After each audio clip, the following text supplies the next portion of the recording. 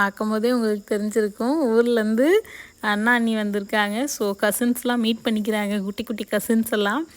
எங்கள் அண்ணி வந்து ஆரியனை கொஞ்சிகிட்டு இருக்காங்க. நான் பார்த்தீங்கன்னா கேக் பண்ணிகிட்டு இருந்தேங்க, பேட்டர் ரெடி பண்ணிகிட்டு இருந்தேன். அதனால் வந்துட்டு வீடியோ எடுக்க முடியல. அம்மாவை தான் வீடியோ எடுக்க சொன்னேன்.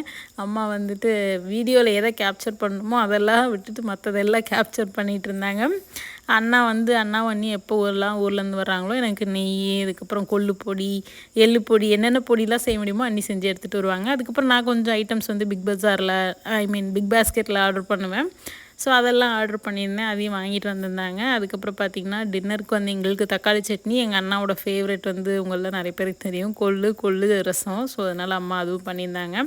எல்லோரும் சாப்பிட்டுட்டு நிறைய நேரம் பேசிகிட்டு இருந்தோம். அதுக்கப்புறம் வந்துட்டு எல்லோரும் தூங்க போயிட்டாங்க. எனக்கு கொஞ்சம் கேக் ஆர்டர்ஸ் இருந்தது, அதெல்லாம் தான் பண்ணிகிட்டு இருந்தேன். ஒரு சாக்லேட் கேக்கு, அப்புறம் ஒரு பட்டர்ஸ்காட்ச் கேக் இருந்தது. ஸோ அதெல்லாம் தான் பண்ணிகிட்டு இருந்தேன். பட்டர்ஸ்காட்ச் பேர்ல்ஸ் வந்து எனக்கு காலியாக